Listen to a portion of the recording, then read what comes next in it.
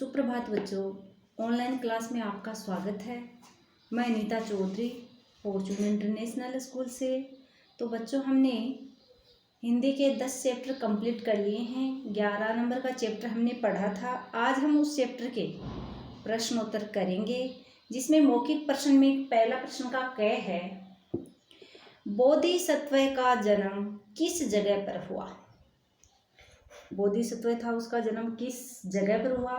तो उत्तर में लिखेंगे काशी के निकट, निकट यानी पास में, काशी के निकट एक गांव में बोधिसत्व का जन्म हुआ। यानी काशी के पास में एक गांव था, उसमें बोधिसत्व का एक धनी परिवार में जन्म हुआ। ब्रह्मदत्त कौन था।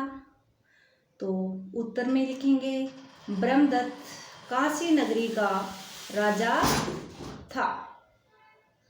इसमें ग है, बोधिसत्व की पत्नी का नाम क्या था, जो महान साध्वी थी।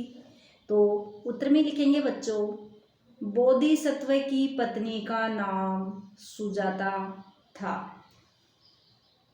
घ है, बोधिसत्व पर राजा ने क्या चुराने का आरोप लगाया। यानी इसमें प्रश्न है ये कि बोधिसत्व पर क्या चुराने का आरोप लगाया गया।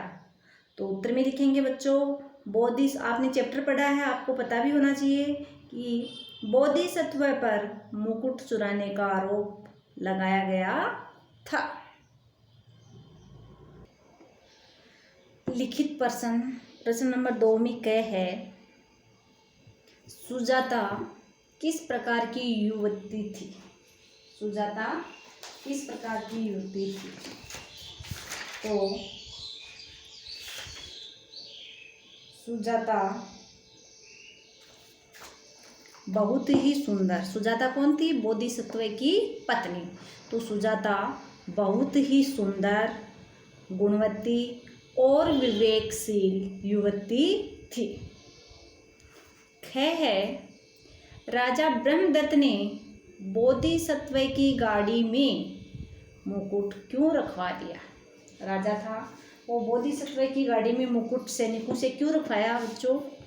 तो राजा ब्रह्मदत्त ने बोधिसत्व की गाड़ी में मुकुट इसलिए रखवा दिया क्योंकि वह बोधिसत्व को चोर ठहरा करके, उसकी हत्या करवा करके उसकी पत्नी को अपनी पटरानी यानी अपनी रानी बनाना चाहता था।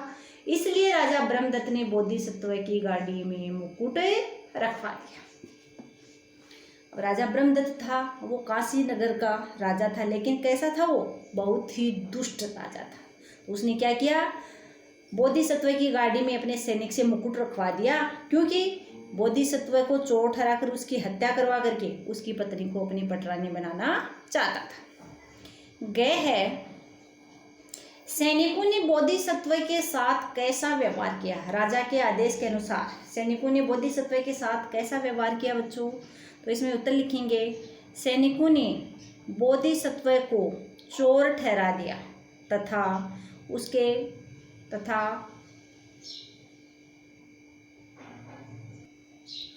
सैनिकों ने बोधिसत्व को चोर ठहरा दिया यानी बोधिसत्व को चोर बताया तथा उसकी कोड़ों से पिटाई की और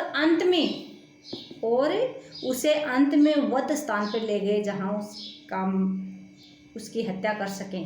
अंत में सैनिक बोधिसत्व को उस स्थान पर ले गए। घ है, किस ईश्वर ने बोधिसत्व के प्राणों की रक्षा की। यानी राजा क्या करवाना चाहता था? बोधिसत्व की हत्या करवाना चाहता था। तो कौन सा ईश्वर है उसने आकर के बोधिसत्व के प्राणों की रक्षा की। तो उत्तर लिखेंगे इंद्रदेव ने। ईश्वर कौन है? इंद्रदेव ने बोधिसत्व के प्राणों की रक्षा की। अब प्रश्न नंबर 3 है, किसने किससे कहा। जिसमें कह है, मेरे माता पिता बूढ़े हो चुके हैं, मेरे मन में उन्हें देखने की अभिलाषा हो रही है, इच्छा हो रही है। ये बात किसने किससे कही। तो ये बात सुजाता ने अपने पति बोधिसत्व से कही। किसने की जगह लिखोगे सुजाता और किस से जगह लिखोगे बोधिसत्व से कहा। ख है तुम सबकी निगाह बचाकर ये मुकुट उस गाड़ी में फेंक आओ। ये बात किसने किससे कही? तो ब्रह्मदत्त ने सेवक से कहा। ग है आज से बोधिसत्व तुम्हारे राजा हैं और सुजाता तुम्हारी पटरानी है। ये बात किसने किससे कही? तो ये बात इंद्रदेव ने समस्त प्रजा से यानी पूरी जनता से समक्ष प्रकट होकर के ये बात कही। तो बच्चों हमने इसके पाठ नंबर 11 है, इसके प्रश्नोत्तर हैं जैसे मौखिक प्रश्न, लिखित और प्रश्न नंबर 3 यानी 1, 2 और 3 प्रश्नोत्तर कर लिए हैं। ये प्रश्नोत्तर आपको अपनी फिर नोटबुक में करने हैं और साथ साथ में इन प्रश्नों को बेटा याद भी करना है। बाकी के जो प्रश्न हैं वो हम अगले वीडियो में करेंगे। धन्यवाद।